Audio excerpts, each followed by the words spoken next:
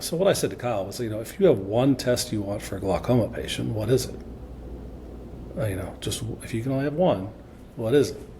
No, and we don't. So we're screening, and and he kind of talked offline a little bit on the whys behind that, and I totally get it. But we started screening everybody over 55, and if they show up with a nerve fiber related defect, we bring them back.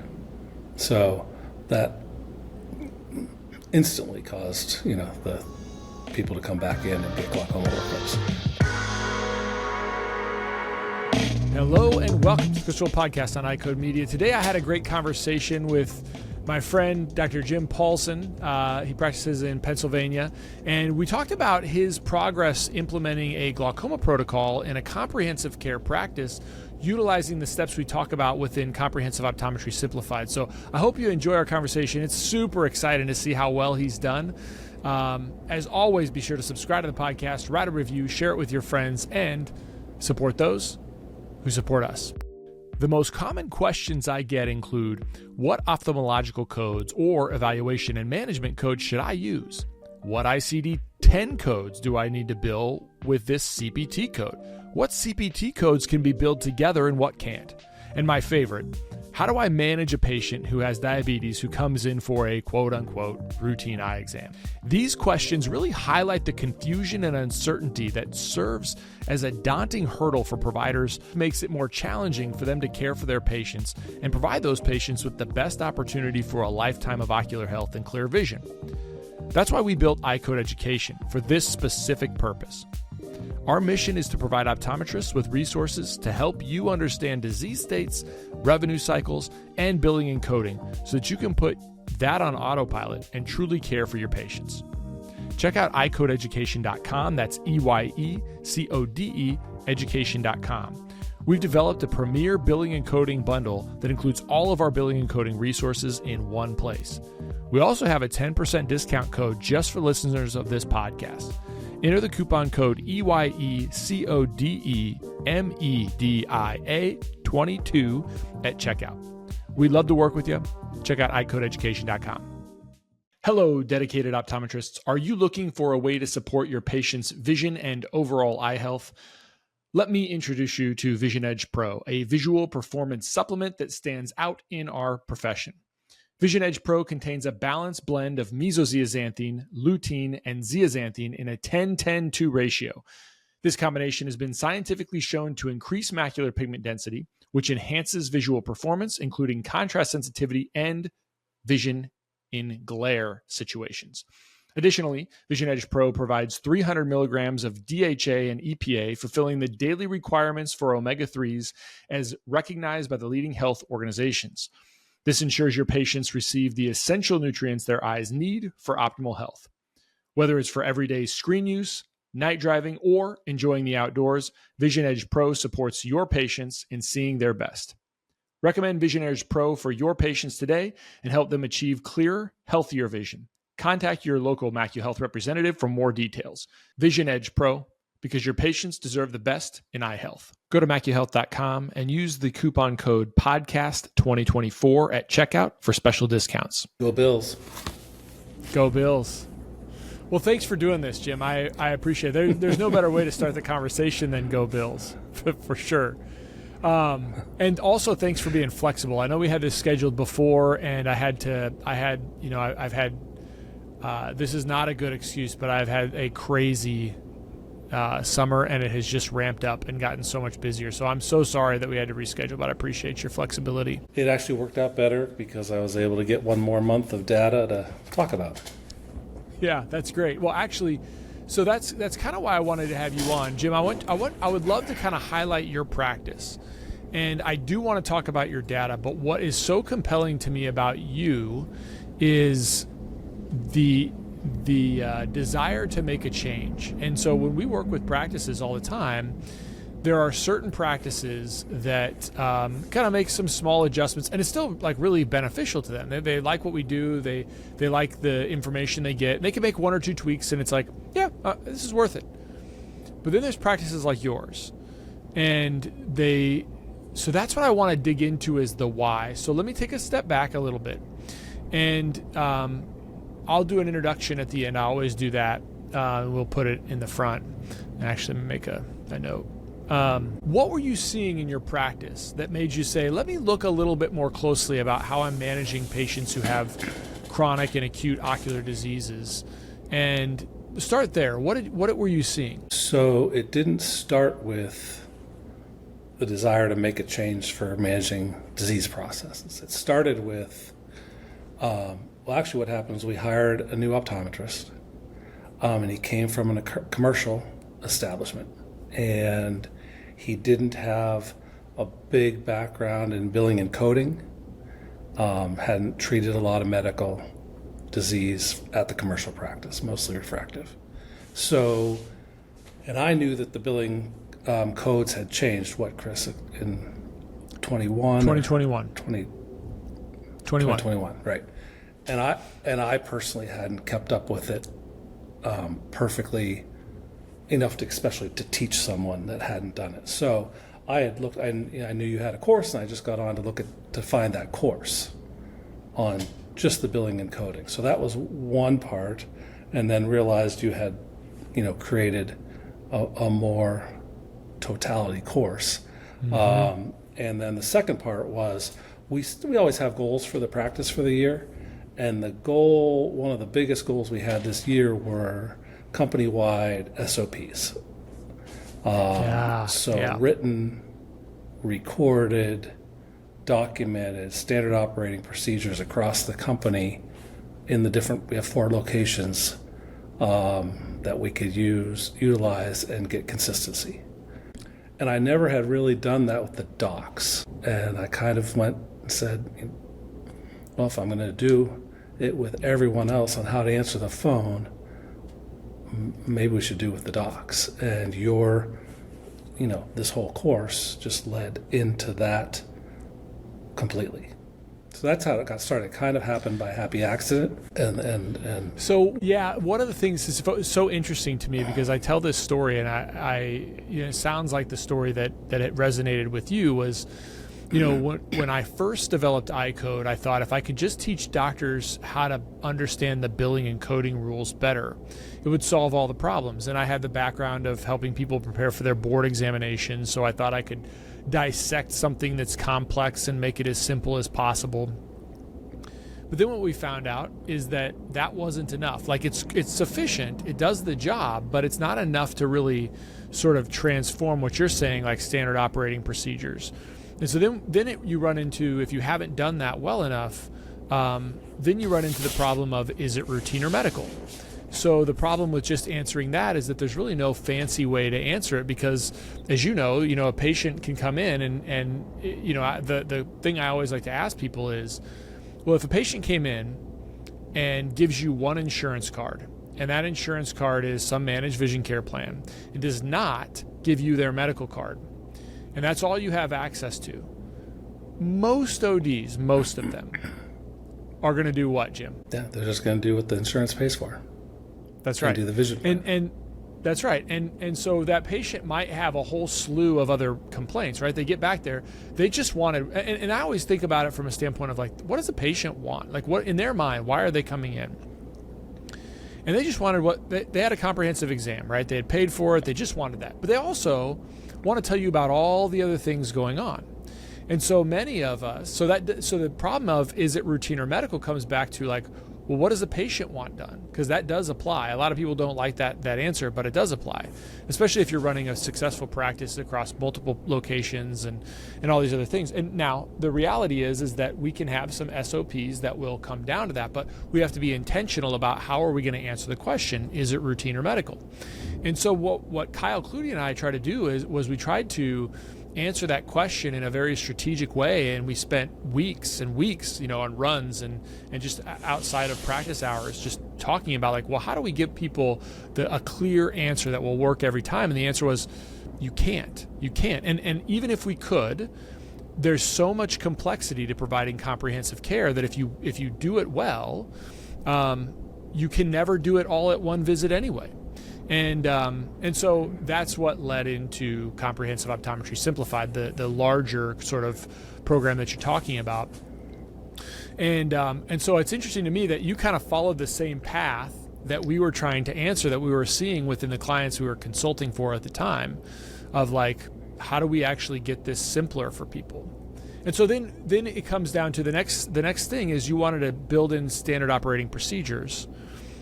But how did you look at standard operating procedures in terms of your doctors and getting them all on the same page? Tell me a little bit about that. Well, again, that's where the program is just, really, really good. I mean, I as I was just sitting here thinking about, before we came on, I mean, we've talked about and preached about primary care optometry for years, with the legislative changes and the advancement of the profession. I mean, this is primary care optometry with a plan, that's a nice, that's a nice statement, and that's what we've been driving for years and years and years. And this is the plan to put it together. So when it started playing out, I just, I made my docs. We all watched it together. So we did it together. We went through the entire. We did 2 evenings, and then we did a team meeting where we closed everything down, and that's when we launched the first first pillar. But we went through all the courses together so that we were on the same page. So that I wasn't teaching it. That's why you put the course together. So we did it as a team. So. What was the first pillar you undertook? So I want to take a step back again because your metrics are really impressive. So the way that we approach, for the listeners who have not heard me talk about this or experienced what Jim is talking about in our Comprehensive Optometry Simplified program, is we basically walk you through and say, what are you doing during a comprehensive exam that is essential for the detection of some common chronic ocular disease or condition? Now, the reality is that process can be applied to your optical, it can be applied to your contact lenses, and we show you that within the whole template. But it was really built to say, what do I really care about that for dry eye, for example, of like, what's the thing that I want to identify that's going to capture the most amount of patients? I'm going to see a problem. If I'm looking for this thing or a couple things, what's the problem I'm going to be able to find? And then how am I going to articulate to the patient that this is the problem? And then we have a step 1 solution. And then really what you're trying to do is separate all of the other kind of more specific detailed level care in a separate visit. And it is not to just get to the medical. That's not the point. The point is to take the best care of the patient, because we will be forced to just deal with that problem or maybe a couple problems at once. And by doing that, by removing it away from a comprehensive exam, which by nature is so broad and also gets so focused on, am I going to sell this patient a new pair of glasses or sell them an annual supply of contact lenses, that it forces you to deal with that problem at some other point in time in a deeper dive. So I think I've set all that up well for the listening audience about the whole underlying thought process. Is we got to get in order to follow clinical practice guidelines, because the comprehensive exam is so broad, or preferred practice patterns, basically standards of care that are outlined of things that we should follow for different disease states, we have to get most of it away from the comprehensive exam. So, are there any other thoughts that you would want to share about that, Jim, in your thinking about this, or and then what was the first pillar that you chose? Yeah, so we're pretty rural here, and I was attracted to your total patient care model. I mean, a couple of years ago when you and I first met, but you hadn't. It was kind of I hadn't articulated a model more than a full plan like you have now, and I was attracted to it because I do believe that the answer is in the middle, especially rural. It's sort of like politics, but I certainly won't go there. That we're not going to be a boutique here in a small town optical. And I'm not going to go 100% medical because our patients need glasses too. So the answer B, I believe, is in the middle, and I believe this model, answers that question without having to go all the way to one side or the other, and answers it well. And so that's what attracted me to it years ago. And then when I saw that you'd put it all together with a plan, and it answered the things that I wanted to do with billing and coding and with operating procedures, it all just sort of came together. So we rock and rolled with it, starting in the beginning of the year.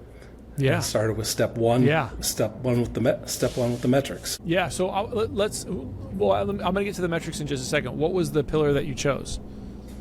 Your first pillar? Oh, glaucoma. Glaucoma. Okay, perfect. So my recollection is that you already had some things that you were doing for glaucoma. And if I look at your 2024 metrics, so first of all, I want to break this down and say what Kyle and I set aside was to say, if I wanted to analyze a practice to be able to help them very succinctly about where we think you should start, what we see in the data to get them quick wins early, we basically said, all right, well, these are the things that they're not hard to get to. They're easy numbers. I've talked to them about on the podcast for years now, but I want to be able to give people quick wins and then show them where they have opportunity over time based on prevalence data and clinical practice guidelines. So the metrics that we talk about are revenue per OD hour. And the reason I like revenue per OD hour, as you know, Jim, is because it allows me to compare apples to oranges. It removes the little thing in my lizard brain that says the only value I'm going to be able to derive for the practice is the sale of the widget, the glasses or contact lenses, because that's the way that managed vision care works. So it allows me to say, if I'm spending a half hour of time managing a patient who needs a new pair of glasses versus a half hour of time managing a patient who has glaucoma or is a glaucoma suspect, then I can equate the value to the practice, the total value, I guess I should say, the collected revenue to the practice in the same way. Right now, you can talk about cost of goods, and you can talk about net per OD hour if you wanted to think about like after my cost of goods. But the bottom line is it just makes it easy. And the reason is there's some psychological aspects to seeing a top line dollar. And I go through a lot of this in terms of like, when do we look at our bank accounts? Like, I'm building a new building. We're almost done. And I'm going to look tomorrow morning to see how full my bank account is. And I know that that's going to trigger some little thing in the back of my brain that's going to have an impact on me. So anyway, we're trying to equate apples to oranges in the practice. Then we think about things like revenue per comprehensive exam. We think about things like 99 code per comprehensive exam or refraction. And what that tells us is that have you transferred the idea of chronic ocular disease management or acute ocular disease management outside of a comprehensive exam? So are you really throwing a whole lot of stuff into the comprehensive exam and then just letting the patient go unless they call you back? Okay. And then this is just, I know you know all of this, Jim, and I'm just trying to kind of rattle off the numbers. The next thing we look at, and so that tells me, are you just treating patients, so the 99 code per refraction or per comprehensive exam allows us to understand, are you seeing patients outside of the comprehensive exam intentionally, or are you waiting for them to come in with an acute problem? And based on those numbers, we can look at practices and say, okay, well, we want to start someplace else than here. That number might be very low. And your number was not horrible, actually. It's not horrible, but you've improved it pretty significantly. So I want to talk about that one. And then we look at level 3 to level 4 ratio. So 99 level 3, 99 level 4 ratio. And the reason I look at that is because it tells me, do you understand the rules? And it looks like in 2024, you guys were kind of afraid of the rules. And we'll talk about that too. Right. Yeah. So it tells me like if you don't value acute disease highly enough, then you won't ever value chronic disease management highly enough for your practice. And so that can tell me like where we can have these quick wins. And then we get into disease specific metrics. So like fundus photos per refraction. optic nerve OCTs per refraction, macular OCTs per refraction, gonioscopy per refraction, anterior segment photos per refraction, visual fields per refraction. And again, what that tells me is I can look then at a population data. I can look at prevalence data on a specific disease state. And, we can look at common ones, and we'll talk about some of them here. And I can say, well, based on the prevalence data in this patient population, I would expect to see that there's this many patients that have this disease, let's say 10%. And I can then look to our clinical practice guidelines or preferred practice patterns to say, what should I do for a patient that has that condition? Oh, I should do all of these other tests. And then I can figure out, okay, by those tests, was I actually generating revenue from managing that patient? Or did I just tell the patient, oh, you have dry eye, here's some artificial tears, see you next year, right? So that data tells me, did I actually have an impacted change doing what I'm supposed to do that drives, one, to take care of the patient, and two, does it drive revenue back to the practice? So that's why we like those data. I say all that to say, Jim, when we look at your data in 2024, what was the first things that stuck out to you? And I'll take an aside and kind of give some other kind of standard metrics that we use to kind of give guidance. But what was the first big win that you thought you could make right away? Well, and funny, Chris, because we just started doing it. We did the metrics. I just started counting the metrics every month. I ran the 2024 numbers, and then I just started every month as we were going through these doctor meetings and just learning the billing and coding. And like you said, the big one, the glaring one was we weren't billing any 99214s. So, yeah.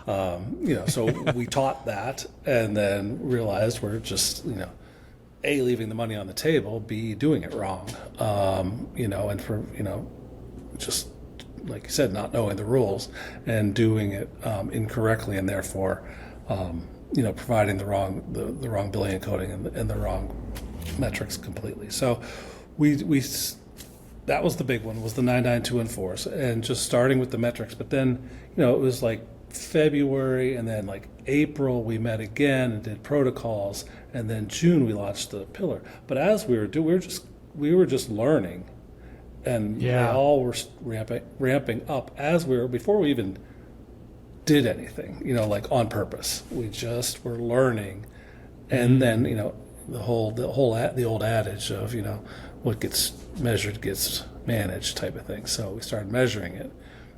So the 99214s was just that was just ridiculous. So we just fixed that right away, but just by learning the rurules. So you learned the rules. For me, what was the aha moment where you were like, oh, now I believe you? Like, there's people that will listen, and they'll like listen to this, and they know intuitively they're not doing it right, but then they walk back to their office and they're like, yeah, but I don't know, I still am going to hold off on that. What was the sort of aha you were like, oh, okay, he's right, we got to stop doing this? Again, I've taken billing and coding before. I've understand billing and coding. I didn't understand the change. So from the old counting of all the stuff, all the points throughout the exam is so much easier now. And I had tried to kind of make it easier to spread across the offices and have one way of doing things. And so I wasn't keeping up with all the counting, and therefore we stopped going higher in the billing. But then found out we don't have to keep up with all the counting, of the specific exam segments and port.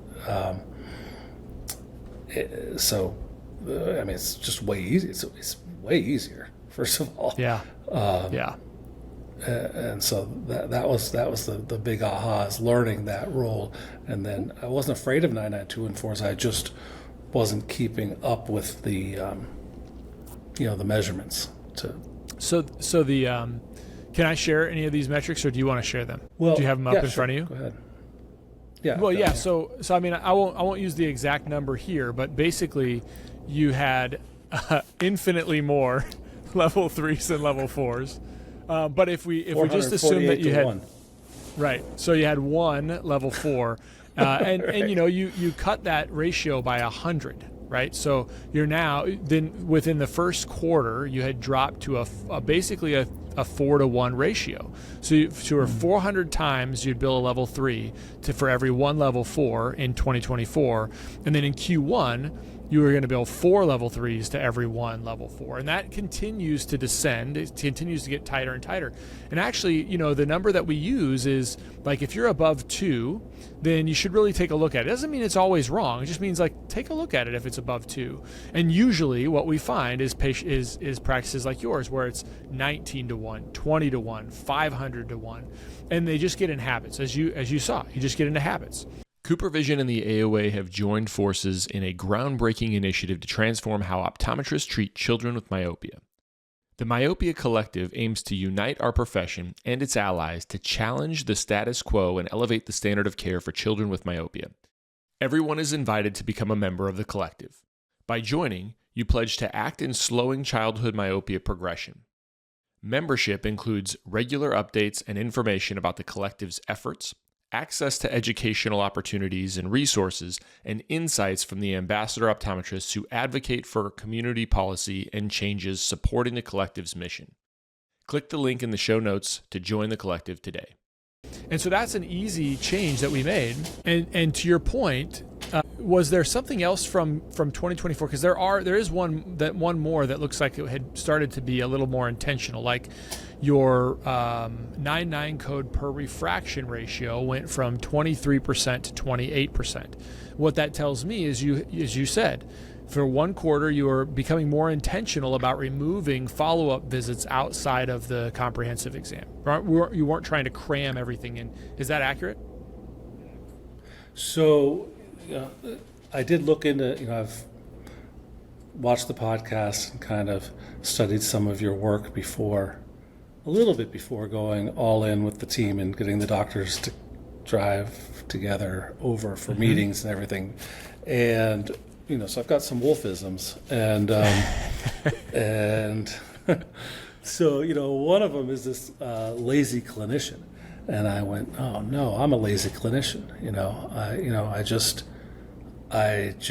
You just got used to doing things this kind of the same way.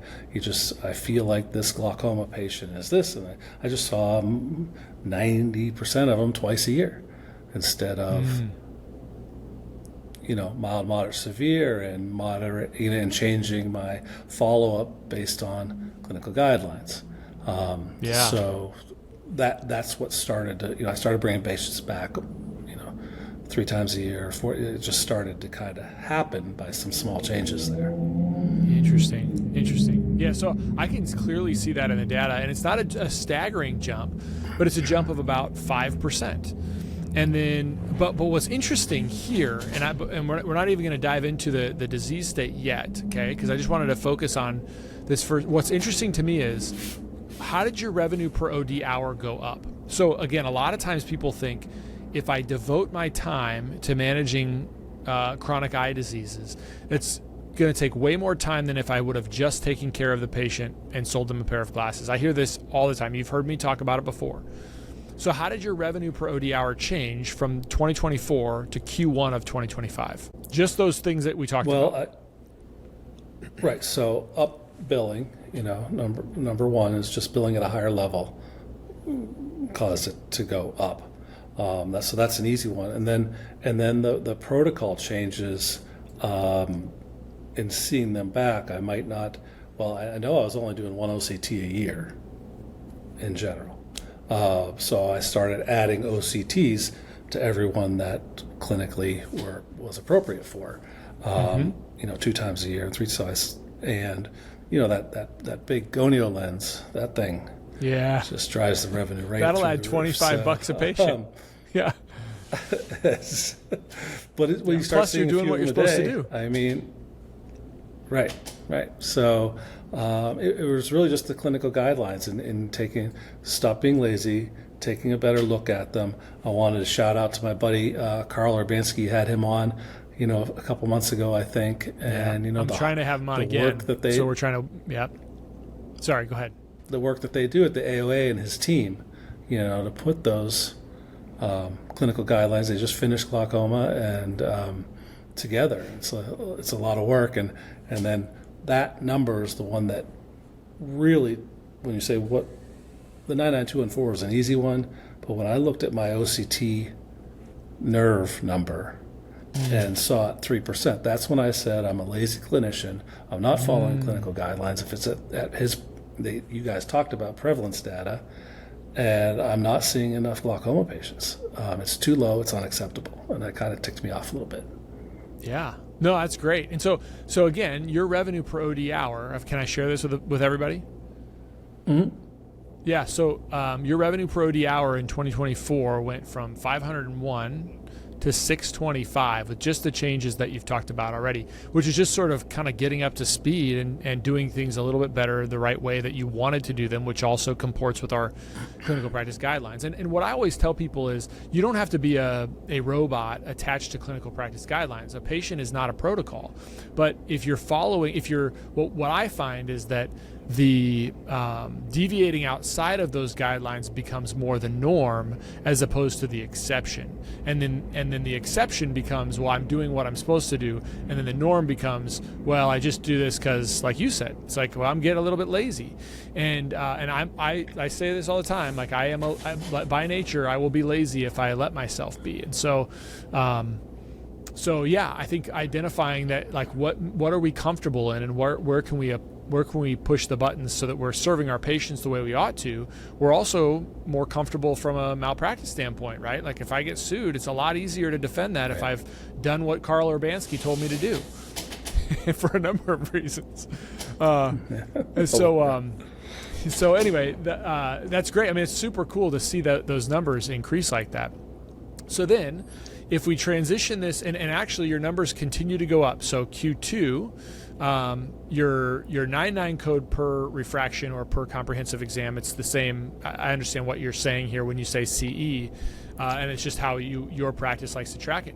But then you have this huge jump. So again, another like a small jump, and then like a doubling of that jump. So you went up from 23 to 28, then to 39%. So for every refraction that you were performing, I should say for every 10 refractions you were performing, about 4 of those patients would come back in for some additional care outside of the comprehensive exam.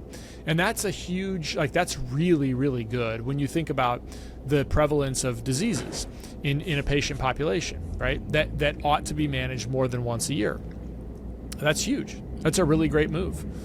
And subsequently, your revenue per OD hour went up. So it went 501, then a huge jump, 625, then to Q2, 642. So you made another, almost $17 more per hour, and then again another $11 jump just this last month. So yeah, it seems like the kind of wheels are turning, and all of these things are trending in the correct direction.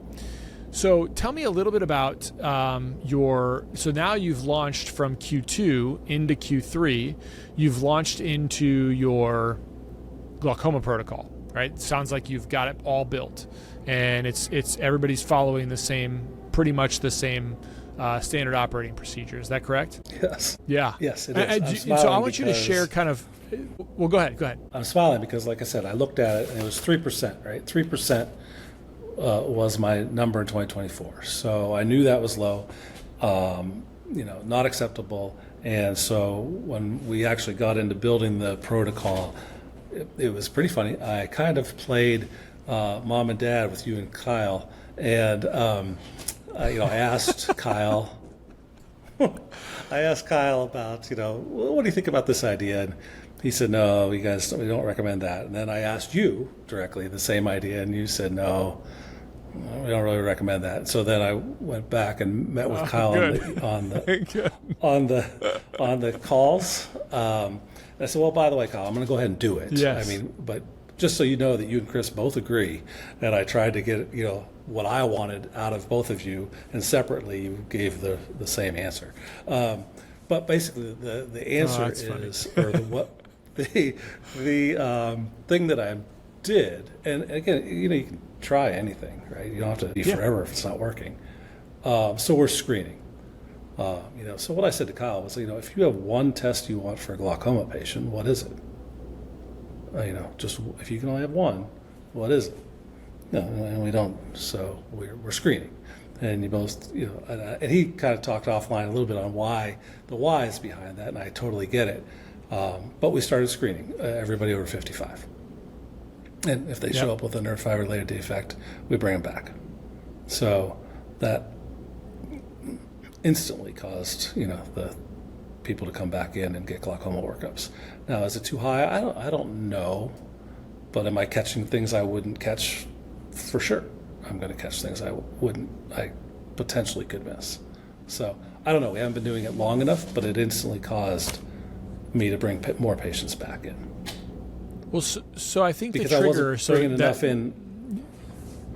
Yeah, go ahead, Jim. Sorry, there's a little bit of a right. delay. The numbers showed I wasn't bringing enough in. At 3%, the prevalence stat is higher than that, so I wasn't bringing enough patients back. Period. So this is just one of the steps we took to fix it.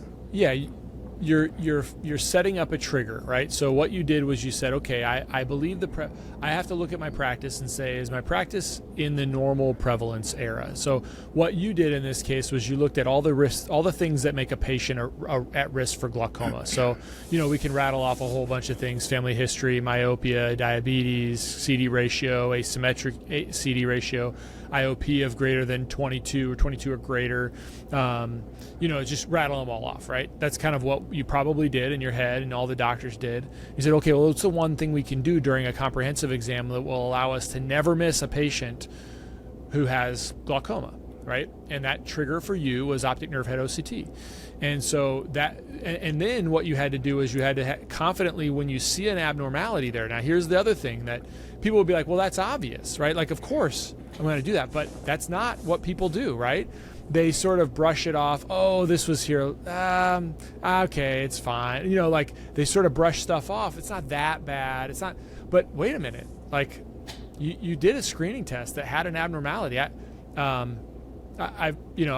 won't talk about the specifics, but I have served as an expert witness on a case where people do screening tests and they don't look at them, or seemingly. And so you found a problem, right? You found a problem. Now you got to chase that whole thing down. So you got to have the belief that's that is important. And so how do you have the conversation, right? So then you have to make sure that I always frame it as I pull the slit lamp away and I say, great news, Mrs. Smith, I've got a new prescription for you. But now what's that next thing sound like? What does it sound like if I'm in your chair? So for the audience can listen. So, great news, Chris. You've got a new prescription. One of the things I'm concerned about is what? Glaucoma. I've got an RNFL defect. Yeah. You want me to role play what I say? Is that what you're asking? Yeah. I think it's helpful for people. Yeah. Right. Yeah. So we're, and it is definitely something I'm working on, because, you get 3 of those a day, and you're busy, you're right. And so then you start to cherry pick, maybe that one isn't quite one of them. So it's just, so my one that I am working on is, we've just got a finding that's outside the normal range on that brand new test they just ran on you, that tests the optic nerve for glaucoma, and it just measures the nerve fibers. It says some are thin. It may not be glaucoma, but it could be, so we need to bring it back and get a baseline evaluation for it. It's great. Yeah. Kind of. I'm trying to quicken it up a little bit, because I can get diarrhea of the mouth sometimes in there too. So. Yeah, well, and that's the other stuff that we kind of coach you through. That's why we do the mastermind sessions and the coaching sessions, is because we can work on some of these things to say, how do I not open up a can of worms, but also compel the patient to do what's in their best interest, which is return back so we can evaluate why you have an RNFL defect, or if that RNFL defect is just outside the normative database, or is there a visual field defect that's associated with it, or we could dive deeper into it. But the point is tightening that up as much as we possibly can, and it is a work in progress. There's times where I get lazy too, and I'm like, I should have said it differently. I didn't say it the right way, and so that's part of it. Is how do we articulate it with enough clarity and consistency that removes us from the equation, but then also articulates the uncertainty and the importance of why we want to dive deeper into it.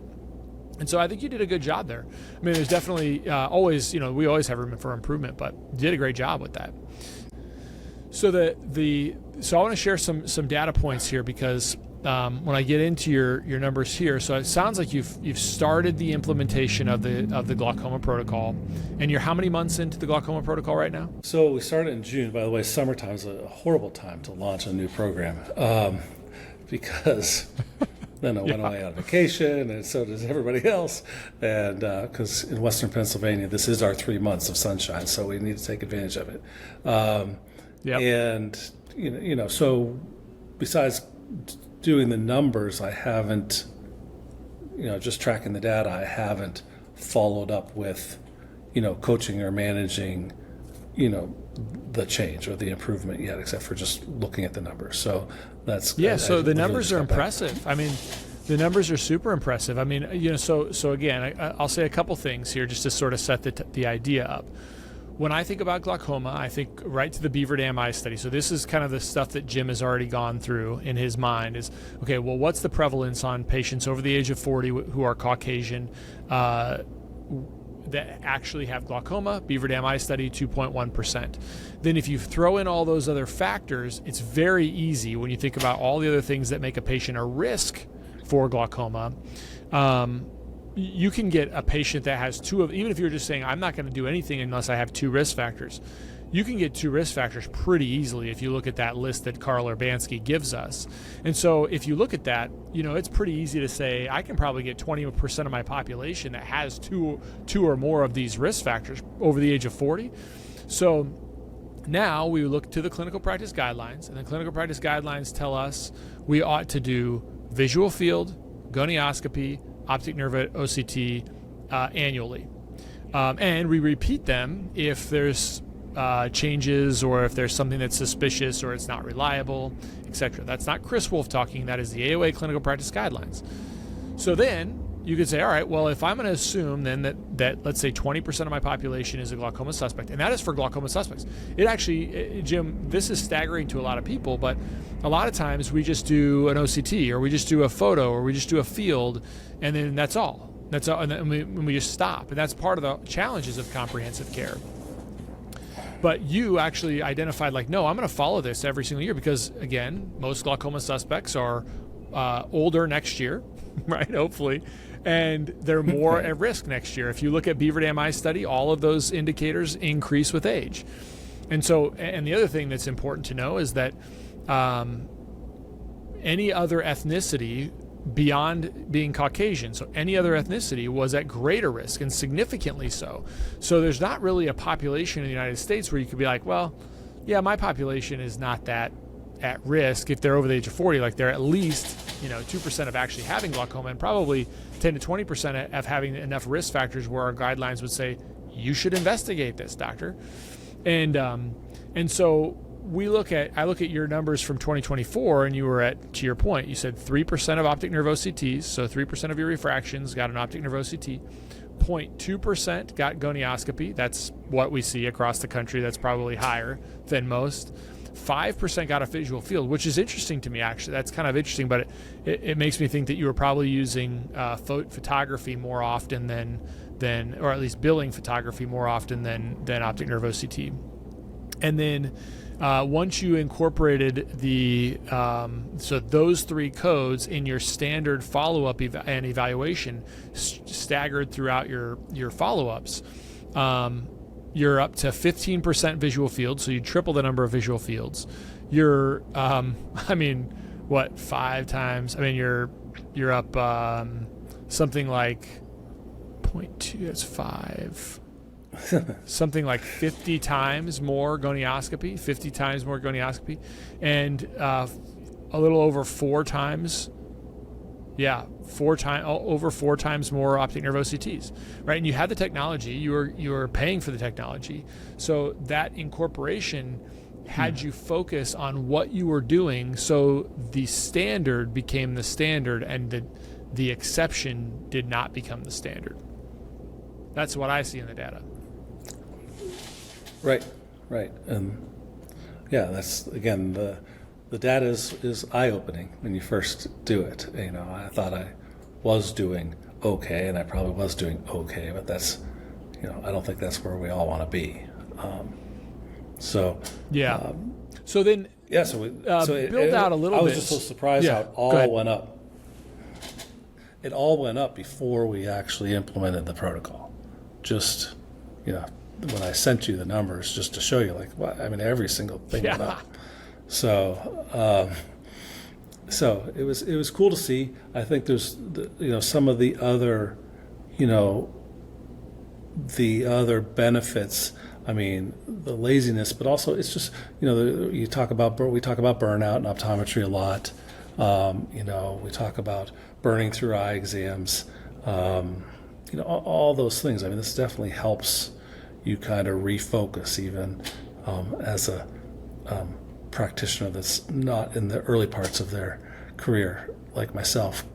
Gets you refocused and kind of gets you re-engaged in the whole process. So it was all good.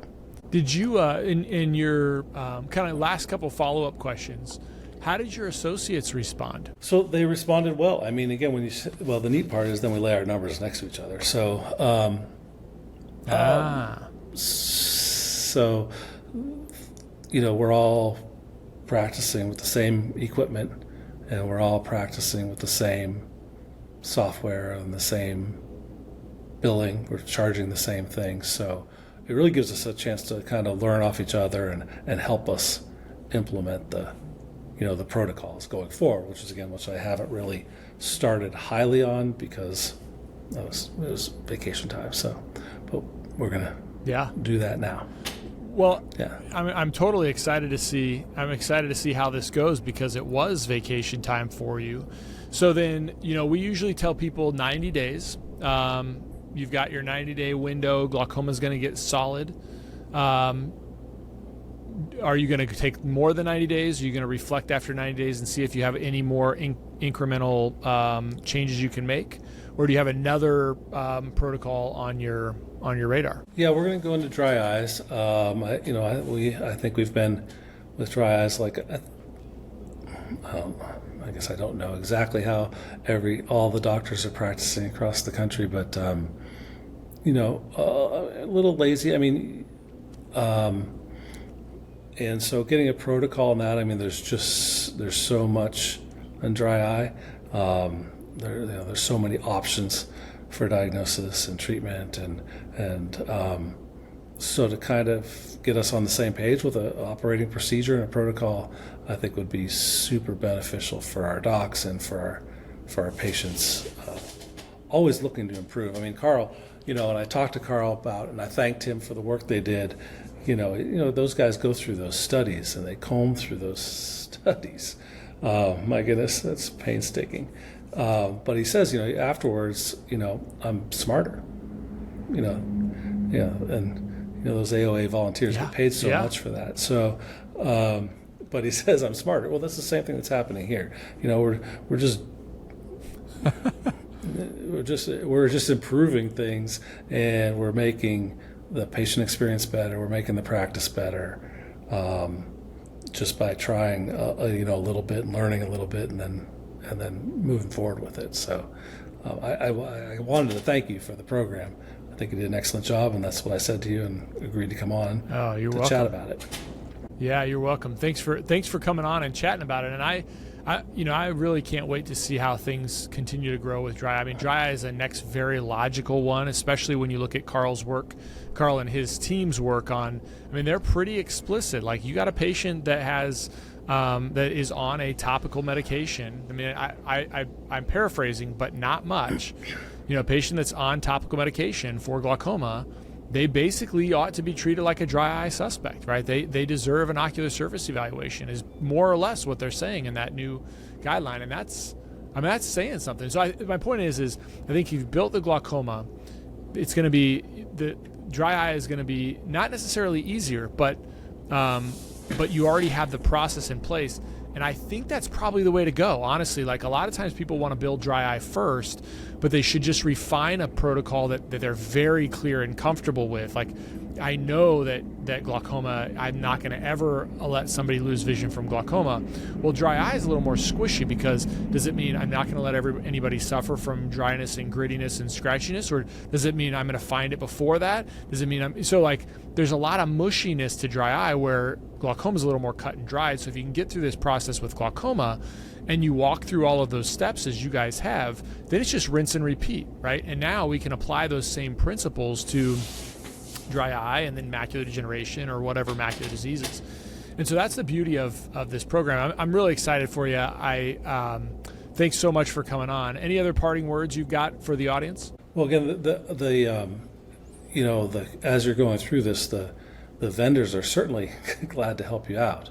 I mean, when we did our team meeting, we brought in Zeiss, and he did a training, and everybody did an OCT, and everybody did a visual field, and so everybody experienced all that. And now, the vendors are more than happy to come in with the dry eye vendors, which there's a lot of them, but we're working with some, getting ready to come in and do the same kind of presentation, but work with your team, and you put the protocol together, and they'll come teach and do that. So it's all available for really no charge. Also, I mean, you can do all this with things you have, and like I know you've talked about, buying widgets and which, chicken or the egg, which to do first, and you can just do this with what you have and make it better.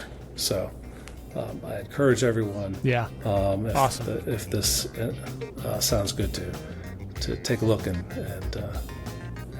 dive on it. It's a great program. Awesome.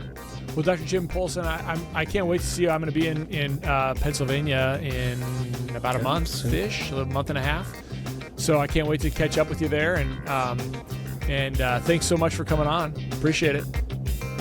Yeah, good to see you, Chris. Thanks for everything. Good to see you too. You're welcome.